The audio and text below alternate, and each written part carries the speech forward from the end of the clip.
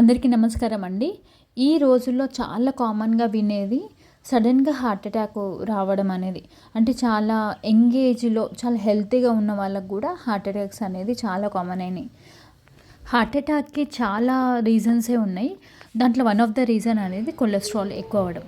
So, cholesterol ఎక్కువ అవుతే మనము మెయిన్‌గా తగ్గించే దాంట్లో డైట్ అనేది చాలా ఇంపార్టెంట్ రోల్ ప్లే చేస్తది.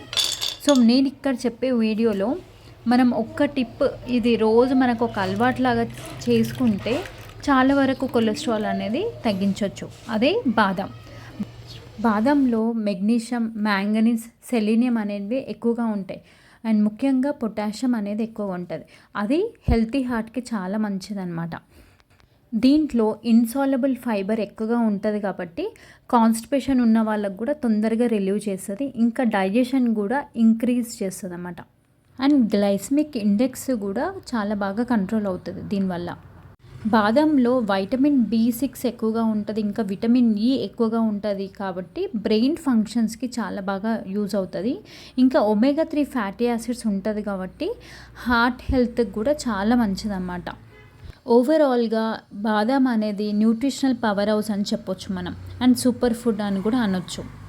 కానీ బాదం ఎలా తీసుకోవాలి, ఎప్పుడు తీసుకోవాలి అనేది తెలుసుకుందాం. బాదం ఎప్పుడైనా సరే డైరెక్ట్గా తినొద్దండి. దీన్ని ఎప్పుడైనా సరే రోస్ట్ చేసుకొని అన్నా తినొచ్చు, లేకపోతే వాటర్లో నానబెట్టుకొని అంటే ఓవర్ నైట్ అయినా సరే సోక్ చేసుకొని అయినా తినొచ్చు. దానివల్ల న్యూట్రియన్స్ అనేది ఎక్కువగా అబ్జర్వ్ అవుతాయి.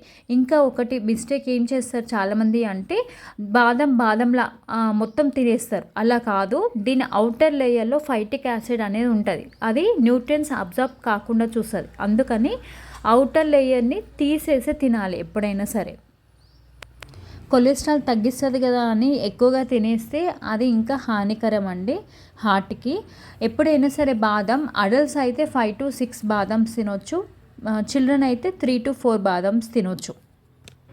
Ideal time for consuming almonds అంటే మార్నింగ్ అండి. బ్రేక్ఫాస్ట్తో పాటు మనం బాదం తింటే మంచిది.